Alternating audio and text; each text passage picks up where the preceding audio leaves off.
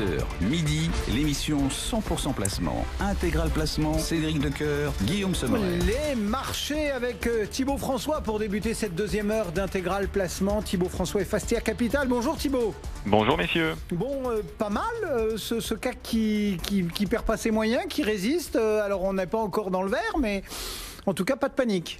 Non, clairement pas de panique. Tout à l'heure, on perdait un petit peu plus de 0,7-0,8% sur le CAC et on revient pratiquement à l'équilibre à 11h, 5194 points sur le CAC 40. On avait pourtant connu une semaine exceptionnelle la semaine dernière et on s'attendait à des prises de profit un petit peu plus prononcées ce matin. Pour l'instant, ce n'est pas le cas. Et on reste un petit peu avec les mêmes tendances observées depuis une quinzaine de jours. Les volumes restent très soutenus sur la bourse de Paris. On est autour de un peu plus d'1,2 milliard sur le CAC 40 d'échangés, ce qui est plutôt pas mal. D'habitude, à cette heure-là, on est plutôt 400 millions, 500 millions péniblement. Donc des volumes toujours soutenus. On a eu des séances la semaine dernière, plus de 5 milliards et même une séance vendredi où on a pratiquement fait 4% de hausse avec plus de 7 milliards échangés sur le CAC 40. Donc des volumes plutôt intéressants. Une rotation sectorielle qui continue dans la même tendance que les volumes avec les bancaires qui reprennent un petit peu le dessus, qui n'avaient rien fait depuis le début de l'année et des BNP qui gagnent 4%, des Sociétés Générales qui gagnent presque 7%. Donc des banques qui se tiennent extrêmement bien.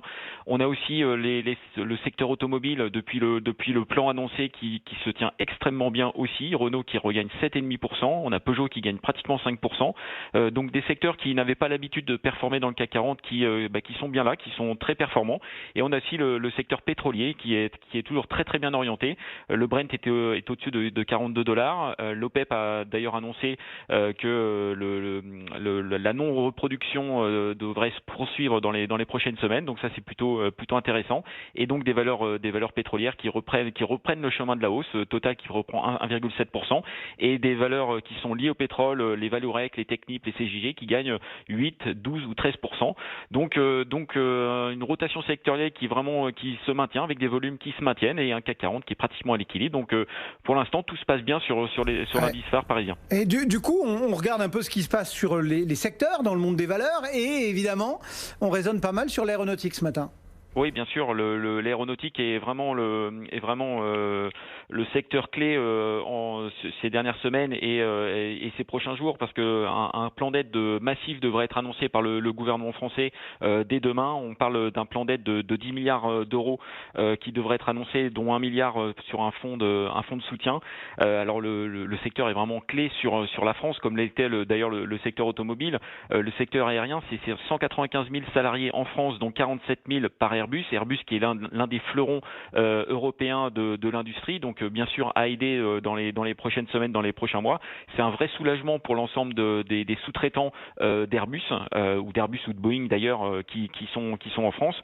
On parle d'un Lateco Air ou d'un Figeac par exemple, où la reprise depuis que le plan se précise est assez impressionnante. Une reprise qui fait pratiquement x2 sur des titres comme Lateco Air ou Figeac qui en profitent, qui gagnent encore plus de 10 ou 15% aujourd'hui.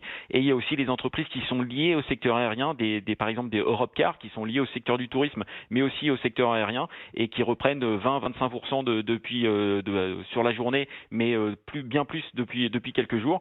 Donc c'est un plan massif qui va bien sûr aider l'ensemble des entreprises et on le voit en bourse d'ailleurs, ça réagit plutôt très bien. Alors Airbus ne monte pas ce matin, elle perd 0,84%, mais elle a fait une très bonne réaction depuis ses plus bas autour de 50 €. Elle a repris plus de 60% sur ses plus bas, donc c'est plutôt des indications plutôt intéressantes et le marché a envie d'y croire et a envie d'aller encore plus haut dans les prochains jours. Voilà donc pour les quelques arbitrages. Il y a aussi une espèce de retour de la value versus croissance, quoi. Oui. Alors il y a eu quelques prémices, on va dire ces dernières années. On a essayé de sortir un petit peu des valeurs de croissance pour aller sur certaines valeurs value, ou en tout cas une thématique value. Donc ça avait duré quelques semaines par quelques tranches. Il y a eu quelques épisodes sur ces dernières années. La question c'est est-ce que ça va durer un petit peu plus que quelques jours ou quelques semaines. En tout cas, on le voit bien. Il y a une vraie rotation sectorielle. Les banques qui reviennent un petit peu sur le devant de la scène. On a les valeurs valeurs cycliques qui reviennent aussi sur le devant de la scène, le secteur automobile, etc. Est-ce que ça va durer? Là aujourd'hui, on a un écart de valorisation entre les valeurs les moins chères et les valeurs les plus chères du CAC 40 ou du SBF 120 qui n'a jamais été aussi élevé. Donc l'écart est très très important. Donc ça nous laisse penser que ça pourrait être un petit peu durable. Les valeurs de croissance surtout ne sont plus en croissance. Des secteurs qui habituellement nous avaient habitués à du plus 10, plus 15 ne sont plus en croissance. On parle du secteur du luxe, on parle du secteur des boissons par exemple, ne sont plus en croissance. Donc est-ce que ça sent la fin de ce genre de thématique? Peut-être. En tout cas, donc ça en prend le chemin. On a une croissance qui devrait être un petit peu partout en Europe. Donc ça veut dire que on n'a plus besoin de se protéger, d'aller sur des valeurs qui offrent de la visibilité.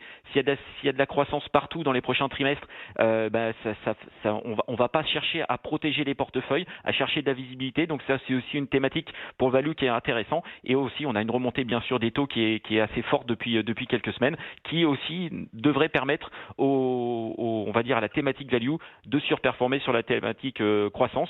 En tout cas, on a eu quelques prémices ces dernières années.